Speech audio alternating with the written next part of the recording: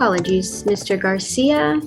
Something seems to be going on here with my software. Have you ever seen this pop up before? Sorry, I've never had this happen before. Okay, I guess I'll just have to check with IT. Okay, so sorry, Mr. Garcia. I would like to get you referred to a specialist. You can just look up Dr. Smiley and tell his office that you need to have an appointment. He'll be listed under surgery. Now, I don't think it's anything urgent. We just want to follow it to make sure. Does that make sense?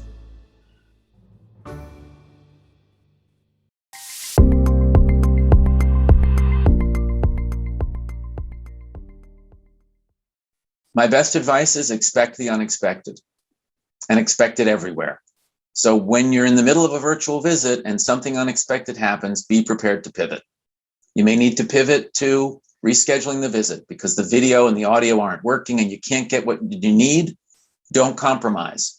Reschedule, bring the patient in person, or see if you can problem solve on the fly, but don't let it distract you from your medical mission, which is to make the right diagnosis and intervene with the right treatment. I think some of the most frustrating things for providers is broadband issues, internet issues, microphone issues, and then just dealing with disconnected or disparate systems. I think ensuring that your internet is solid wherever you're providing the care. And then again, it's much harder to ensure that the patient's internet will be solid, but having a good backup plan, having the ability to reach out to IT if there is an issue. I've seen providers very successfully keep note cards on their desk to be able to communicate with the patient if they don't have audio and only video. And then again, being able to, let the patient know if you can't see them on video, a few tips or tricks to try. And a lot of that is just process and procedure, understanding what the patient sees from their side, not only what you see from your side. One of the things that happens in telehealth visits that would be very unusual to happen in an office visit is the patient may actually leave the visit. They may get up and answer the door. They may say, I have to go and leave, or they may take a telephone call. And so providers need to be prepared for this. And as the patient starts to leave the visit, have a conversation with them about, are you coming back? Should we reschedule? Let's have the next visit in person. You have to be prepared for anything in telehealth. Some anecdotal stories from clinicians when we talk on the topic of virtual visits, that there are things that take them by surprise. Some examples of this are a patient accepting a virtual visit while they're on the line in Starbucks, or a patient accepting a virtual visit while they're driving the car with a child in the back seat, in a car seat. And at that point, I think you need to be clear with the patient about whether or not the visit can safely continue. And it's actually okay to say that the expectation is that the patient would be in a place that was more private or a place that was safer, that they were not driving while they were doing a virtual visit. Sometimes during a visit, a provider may notice things in the patient's environment or patient behaviors that are detrimental to the visit. So for example, the patient is drinking alcohol, the patient is smoking a cigarette, the patient is obviously distracted by other devices such as a television or a cell phone, or there are children and other people in the area and it's interfering with the visit. It's very important to address those issues with the patient, and once they've been addressed, to document how they were addressed. Virtual care is a home visit for many patients. I get to meet their families, I get to see their dog, I get to see the house they live in, and sometimes that gives me a lot of clues about ways I can influence their behaviors into a healthier direction. If I notice that their spouse is smoking a cigarette and I want them to quit smoking, I know I'm going to have to go after more than just the patient's habits. I'm going to have to go after the family's habits.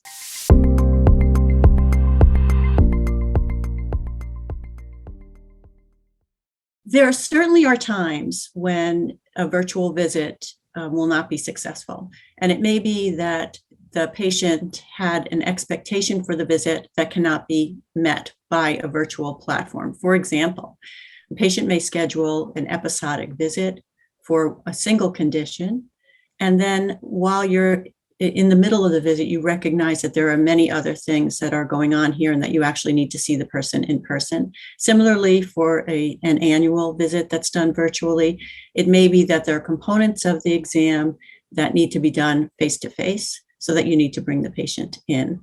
And I think an important thing to recall or to remember during a virtual visit is that it's important not to compromise your ability to make a diagnosis by virtue of the fact that this is a virtual visit. And if the patient needs to come in to see you, then you should recommend that the patient come in to see you. The provider sees something in the background or the patient is doing something that they just aren't comfortable with. There's been discussions of patients, you can tell they're surfing social media or they're just not paying attention. The provider may need to ask the patient to convert the visit to an in-person visit. And so when would that happen? Technology might require an in-person visit, or the patient's condition might require physical assessment that can't be done remotely, or the patient may be too sick for a virtual visit. And then the decision needs to be made, how emergently does the patient need to be seen? If there's significant concern, then the patient needs to be sent to a hospital. The provider can ask the patient to, if there's anyone there to help them, contact 911, or the provider can call 911. As a clinician, you need to know, when is it time that you have to see someone in person? How much can you rely on the virtual physical exam to let you know what you need to know? And how much will you not be able to determine or discover unless you have the person in front of you? So what do you as a provider do if the patient doesn't agree? The patient wants to complete the telehealth visit and they're not interested in an in-person visit. Informed refusal is a tool that can be very useful in that situation. Your responsibility as a provider is to discuss the risks and benefits of refusing to come in for a visit. It's the patient's decision whether or not they refuse to come in. Informed refusal, when done well and documented in the record, adds a layer of protection to the provider when they can't complete the visit in person.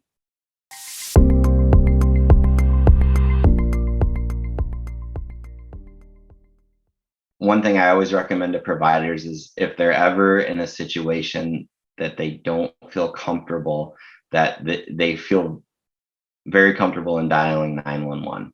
I think a lot of providers are just trained to treat the patient when they're there in front of you. And in a virtual visit, sometimes that can get uncomfortable. And just being able to say, I'm going to stop this visit. I need you to come either in person if they're in a spot where they can do that, or I need to be able to dial 911. You may realize that the patient is actually needing more emergent treatment. So one of the recommendations is that you know where the patient is so that you physically know what their address is, and that's noted in the record somewhere in the off chance that you would need to activate emergency responses. Calling 911 from a virtual location may not be the 911 that's going to be the respondents for your patient if the patient's in distress. So it's good to know the location, the physical location of the patient, so that you can activate emergency response in that location if you need to.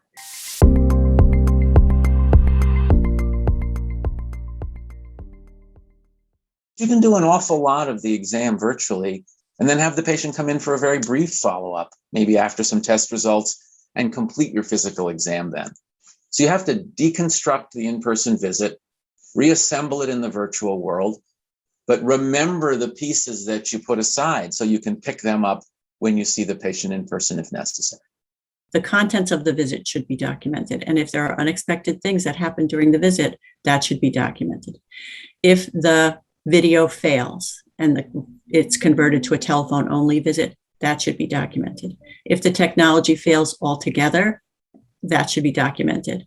And then the plan of care, like a face-to-face visit, the plan of care in follow-up should be documented like any other visit.